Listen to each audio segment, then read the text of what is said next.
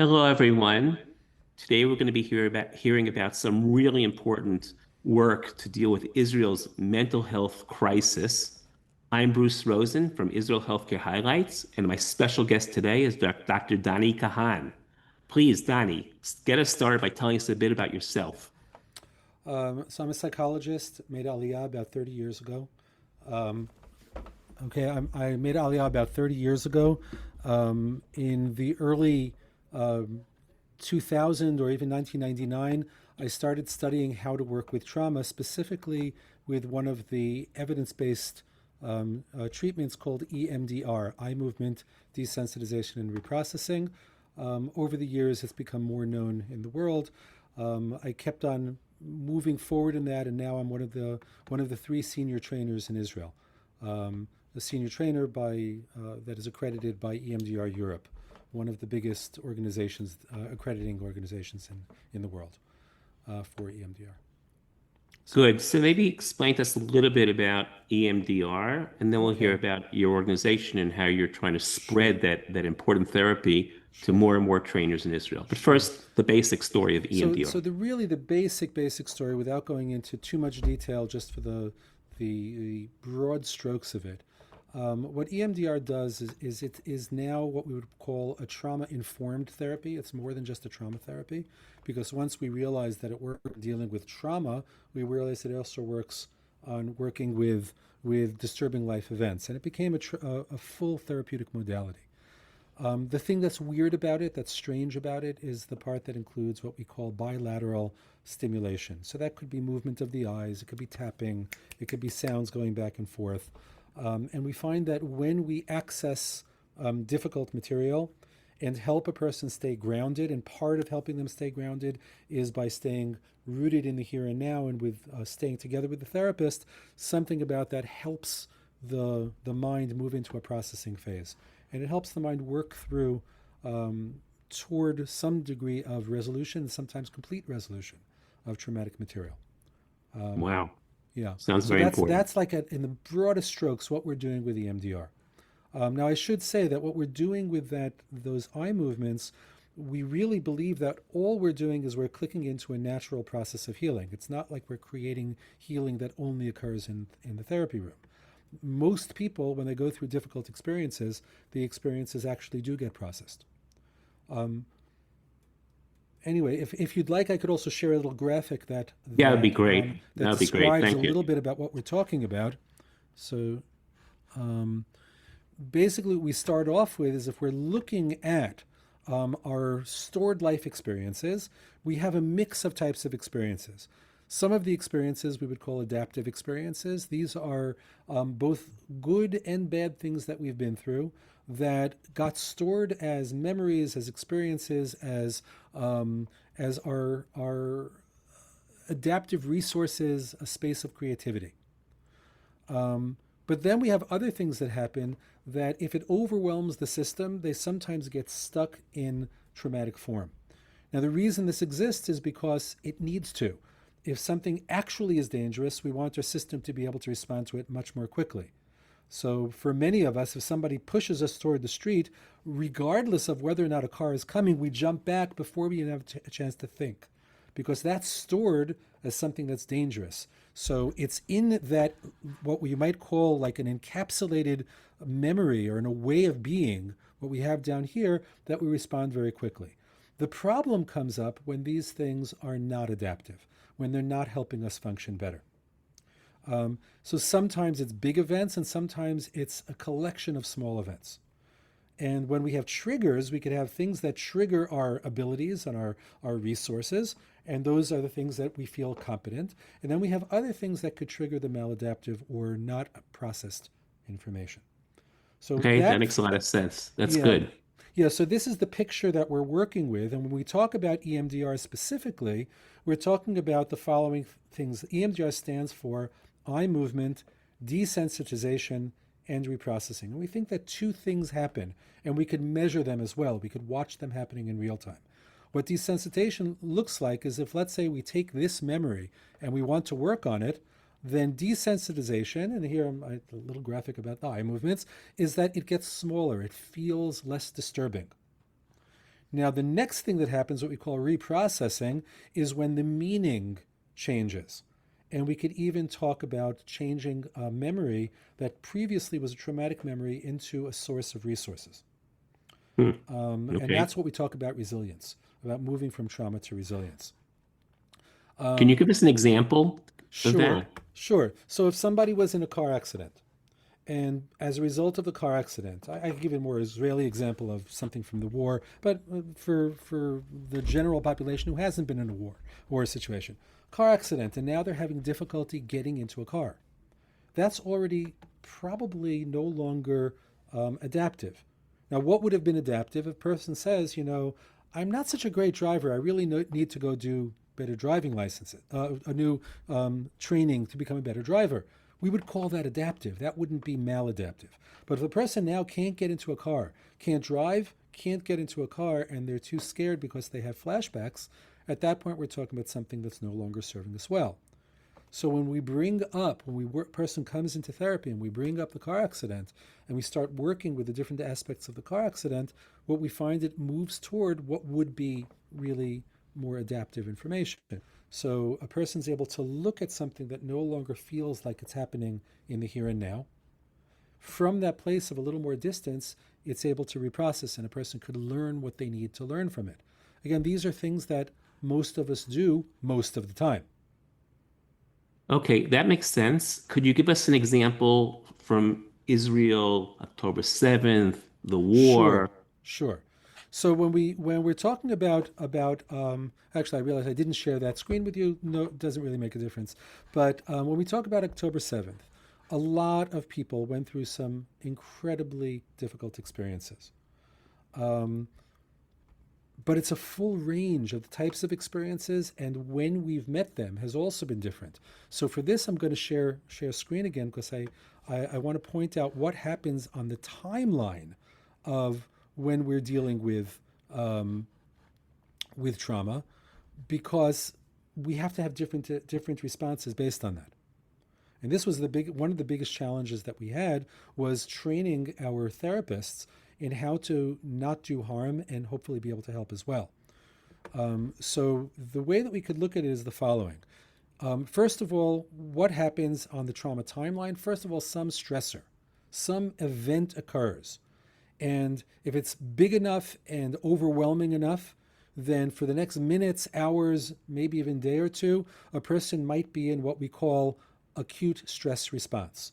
Now, this could be a very normal response. A person could be very overactivated, not organized in their thinking. The intervention is going to need to be very, very different. Often starting from like 2 days to maybe a month, 2 months, you could have you could have something that has been organized into a narrative, but it still has these peaks of information.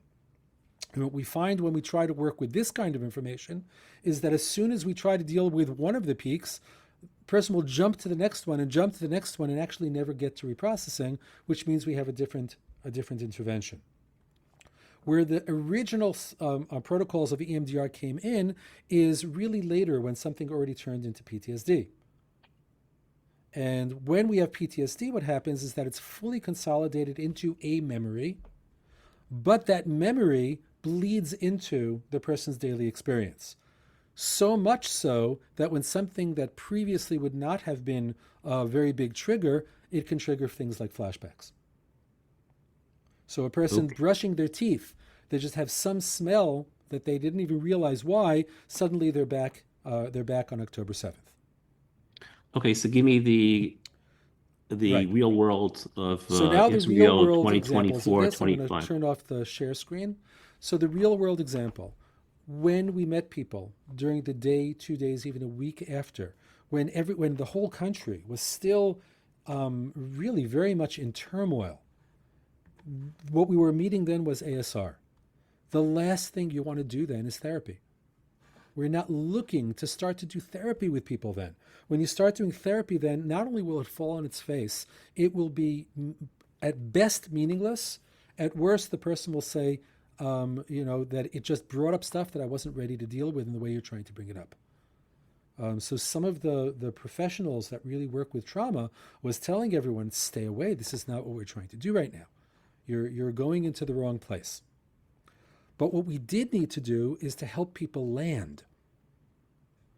And the next slide that I want to show you is an example of one of the things we could do in that very acute phase where we're not trying to deal with what happened. We're trying to help the person be in the present and not in what was a minute ago, an hour ago, a day ago, a week ago. So I'll share the screen on that one. And you could see this was a demonstration that we did with during one of our trainings. And this is called immediate stabilization procedure. It was developed by one of our colleagues, Dr. Gary Quinn, and he's been all over the world, has been training in this. In fact, what's so interesting about this intervention is that we've trained non-professionals in doing this one as well. So this, you don't need a therapist to provide this. We've trained people in Israel. Dani, I'm seeing the words immediate stabilization. Right, I'm about to show you a picture of someone doing it. But this is something that we have trained the Israel Red Cross and Hatzalah to be able to do these things on site. So you'll just watch this in a moment.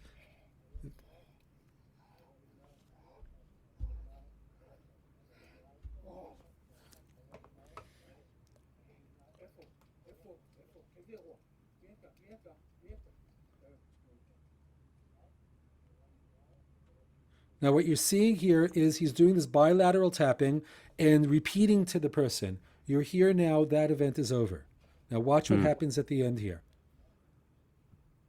He takes that breath, that cough, that breath, and he's making eye contact now.